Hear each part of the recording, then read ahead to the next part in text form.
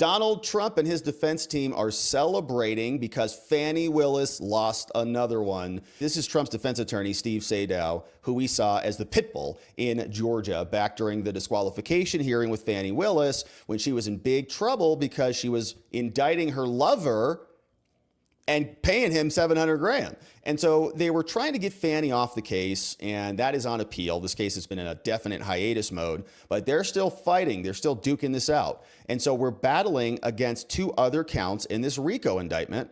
And what Sadow says is, here's my comment about what happened out of Fulton County and Big Fannie's case. Says President Trump and his legal team in Georgia have prevailed once again.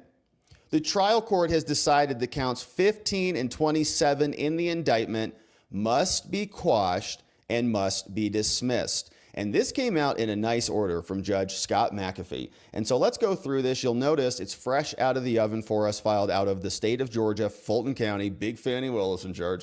And you see this involves two co-defendants that are a part of the RICO case, John Charles Eastman and Sean Micah Tresher Still. Two co-defendants. Trump's name's not on there, but he's just one other co-defendant in this case. And as we're going to see in this opinion, this order is going to be big enough to say the charges that Fannie brought are illegal. She doesn't have a basis to bring those charges. She is a partisan prosecutor. She's a hack who's trying to take out her political opponents in the middle of an election. She hired her lover. They lied to the court about their love and their relationship. And they grifted $700,000 for an unqualified individual to participate in this case. And they did it to prosecute Trump. He was getting rich prosecuting Trump. If he would have turned around, if any one of them would have said, these charges are illegal and they're going to be dismissed, they couldn't have brought the indictment and they wouldn't have been able to make a bunch of money, like $700,000. Fannie Willis was traipsing around the United States, traveling to California, to Napa Valley, and splitting stuff with cash money, drinking Grey Goose in Belize. Ridiculous.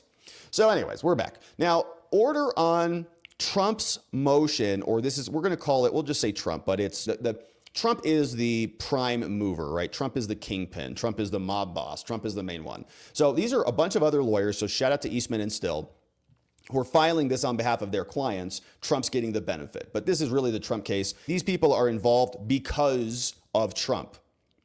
So they say defendants seek dismissal of the indictment. This is Trump and the co-defendants based on the supremacy clause of the United States Constitution, meaning the feds override the states, which totally stinks, but it's in there. They argue that the indictment is preempted by federal statute. So there's some other U.S. code. Fannie is taking some federal right away from the feds, and she can't do that. The feds preempt Big Fannie, saying that presidential electors fall outside the state's appointment power and police power. So we're going to ask ourselves if this is going to be a persuasive opinion that might be not binding on the other criminal prosecutions happening elsewhere, for example, in Michigan and Arizona and elsewhere, right, where Trump has not been indicted, but they are going after the presidential electors. So is this going to immunize them? Saying that state action, the state is prohibited because the subject of the indictment is inseparably connected to the national government. So she's prosecuting, in other words, federal crimes. Saying that John Eastman, who we have a clip from coming up, also is adopting these motions. Trump looks like they're adopting these motions. And so everybody's adopting these things. Okay, so he's given us the procedural history. Everybody's taking these positions. And here's some procedural background. They say on June 5th, the Court of Appeals sua sponte on their own. So the Court of Appeals they were hanging out.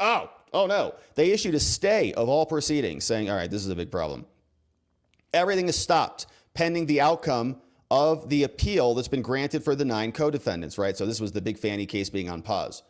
Now, in response to her direct request, the Court of Appeals also granted a stay for him. But these orders did not apply to Eastman and Still. And they do not want a stay. Okay, Eastman and Still, they're like, no, we're not waiting. We want to keep going. We'll come back on that.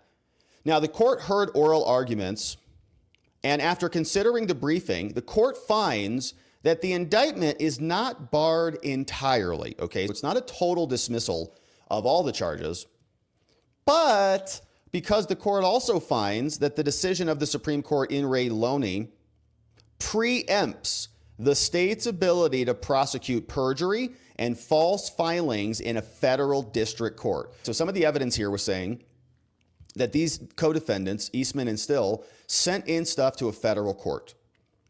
And Fannie is saying, whoa, you defrauded a federal court.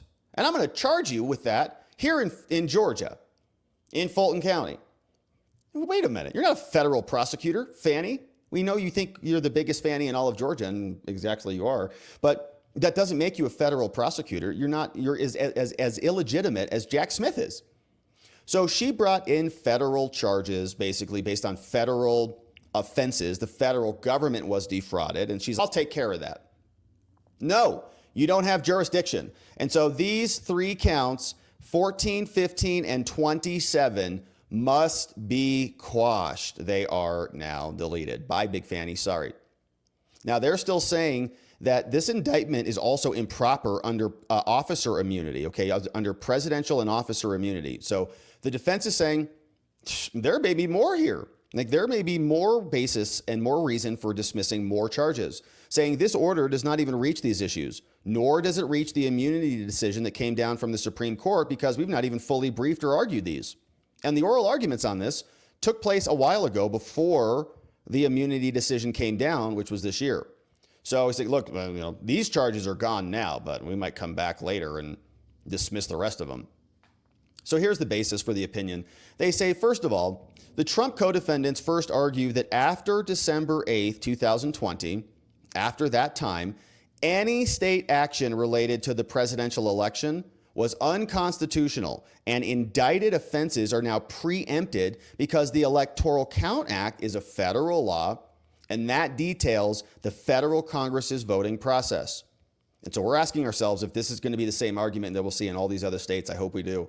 Because election-related litigation remained pending as of that date, the defense contends that only Congress, okay, and not a state prosecutor or a state grand jury, can determine the legal validity of presidential elector slates. So Fannie doesn't get to decide what's fraudulent or not. That's not her job. That's Congress's job. That's why we have alternate electors and that process that was already in place. They did it back in 1960 with Kennedy.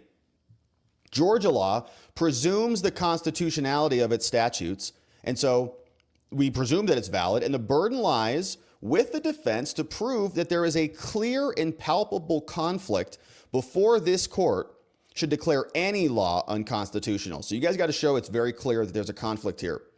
Now, the constitutionality of a statute may be challenged by the defense in 2 ways. You can say it's invalid on its face. A facial challenge can be more difficult to challenge because it requires higher standards. Now, although this wasn't discussed in detail, the court views their preemption argument from the defense as a mixed challenge, saying the claim is applied to multiple areas, and let's see some analysis. They say, first of all, because it requires an explicit showing of intent, express preemption, meaning Congress says we are literally preempting you. Here, the Electoral Count Act from Congress, it does not expressly preempt state law. So we can't say it's an express preemption. Is it a conflict preemption? It could be. Let's see what they say. Says it does not contain any indication that a slate of electoral ballots would be free from criminal consequences. So the law does not explain that. And the indictment also does not frustrate the purposes of the ECA. So maybe it doesn't fall into that category as well. So likewise, we don't see any alternative purpose here. And so absent any indication to the contrary, the court finds that the statute and the purpose of the law is to mandate, all right, a congressional process for counting the votes. That's it. It's a process and nothing more. So there's no criminal penalties. There's nothing else in there that it dictates. It's just a congressional process. Got it.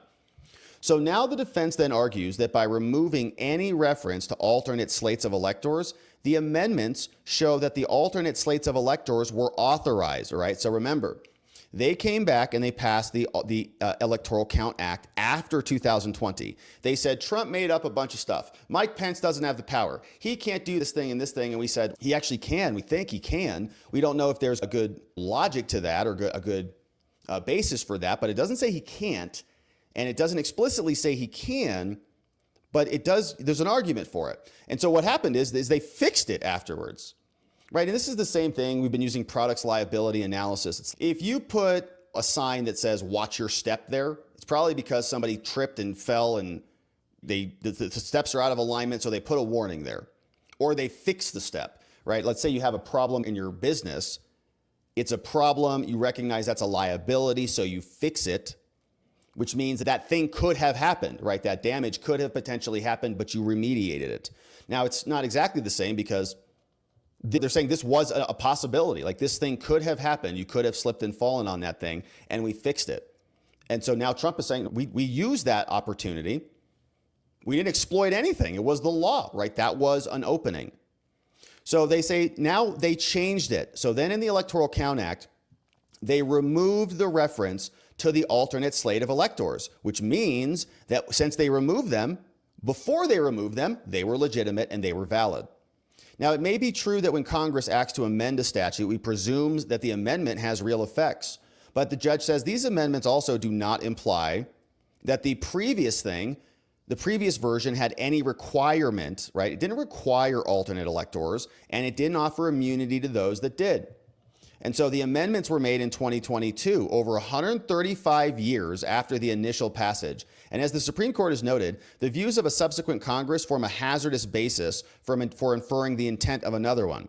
Congress is fickle.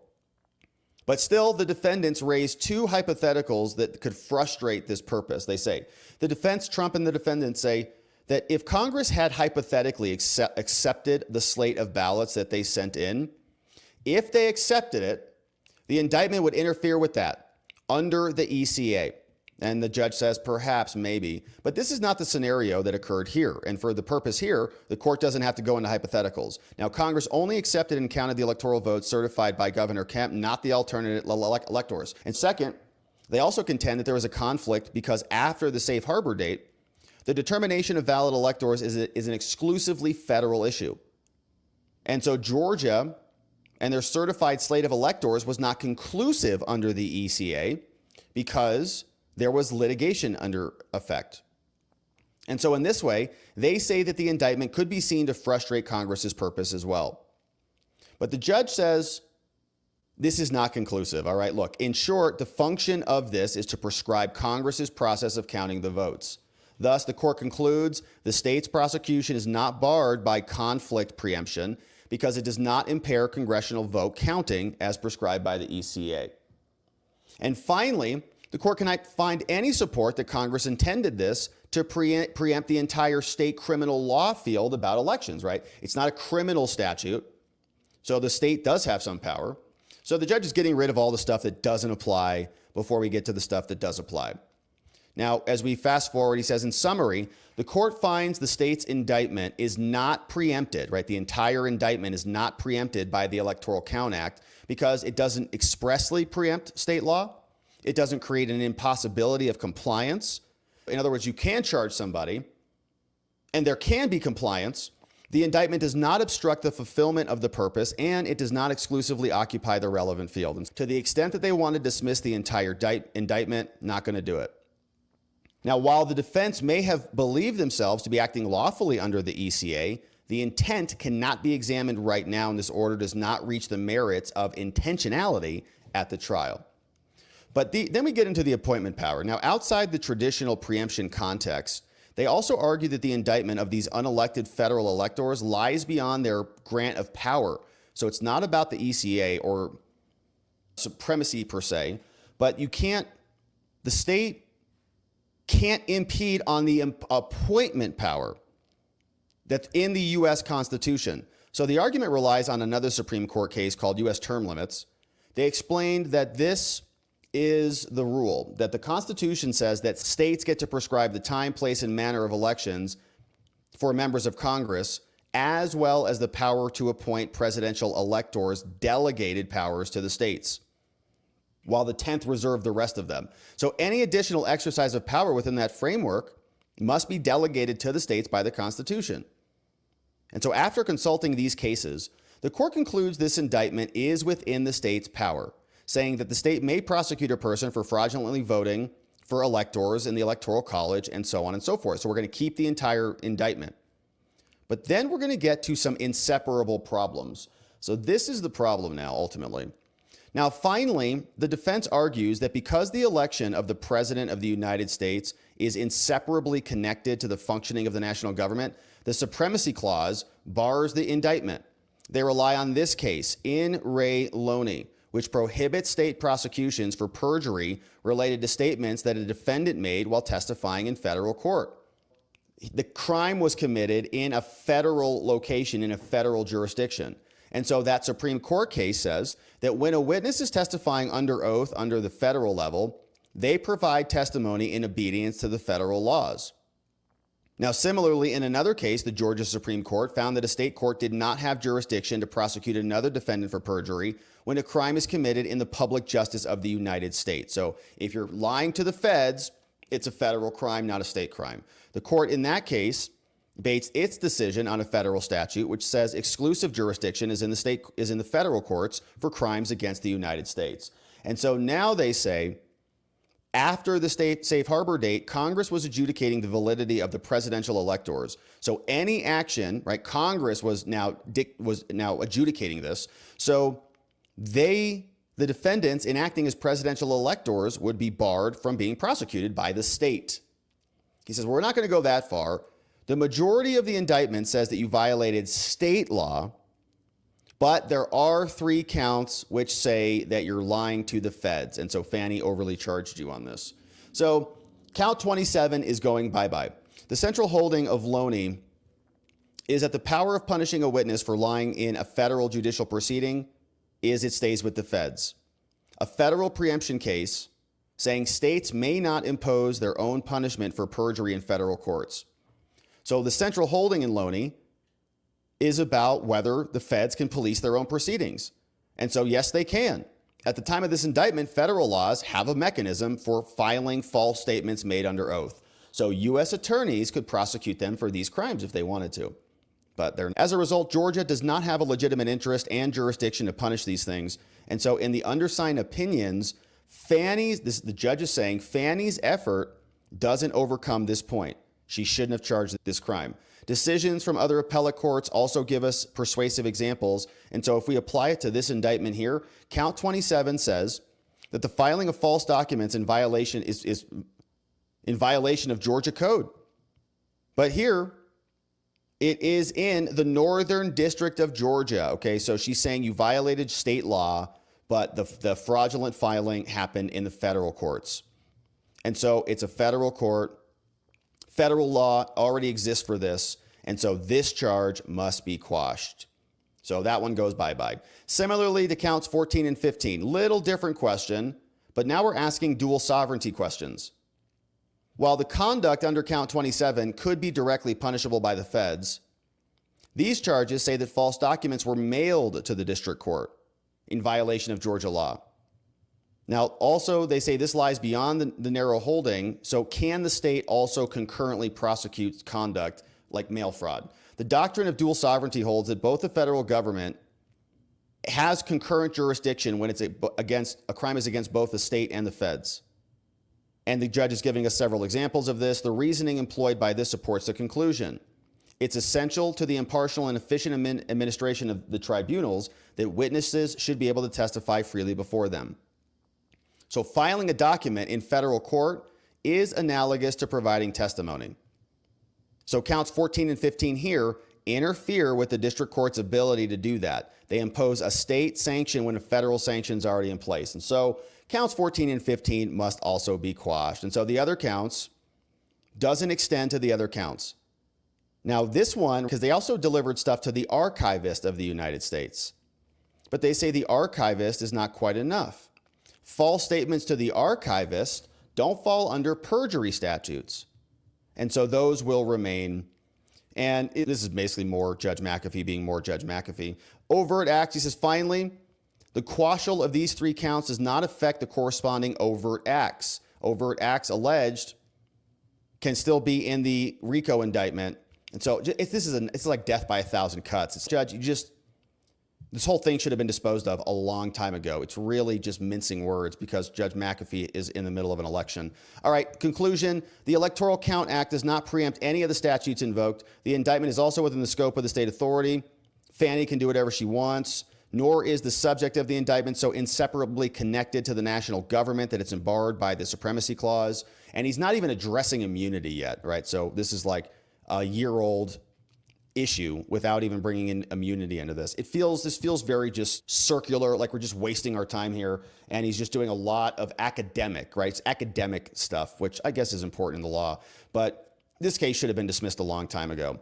And Scott McAfee continues to be a little spineless judge there in Georgia. So that's the decision. Now, it is ultimately good news because Eastman has a victory here. John Eastman, you know who he is. He's been all over the place, fighting like hell against corrupt interests. And so he was out in the aftermath of this decision, and here's what he said. Here's what we're talking about. It's a decision from Judge McAfee down in the Fulton County Superior Court that goes strongly against Fannie Willis. It dismisses 3 counts, and those are 3 counts that were challenged by John Eastman and a state senator named Still. That's Jeffrey Clark. And then not John Eastman. President Trump, as you noted, was a party to 2 of those counts. And so he benefited from the fact that they won the dismissal of those counts. President Trump and I and several others are up on appeal to the Georgia Court of Appeals, arguing that Fannie Willis needs to be disqualified from this case and that Judge McAfee erred in not disqualifying her. That case is going to be argued in December. But John Eastman and State Senator Sean Still did not join that appeal for whatever reason. And so Judge McAfee issued this decision, grinding through their motions, attacking the indictment. And here, let me explain to you what's going on in terms of what a little bit of a Clark Law School class for the War Room audience, but it's a sophisticated audience. There's an area of federal law called preemption, which is based on the Supremacy Clause in the Constitution. And it says that federal law supersedes conflicting state law or even areas where the federal government occupies it completely. All right, so that's Jeffrey Clark, and he's going to give us some more analysis. We just read through the full opinion, but some good stuff from him.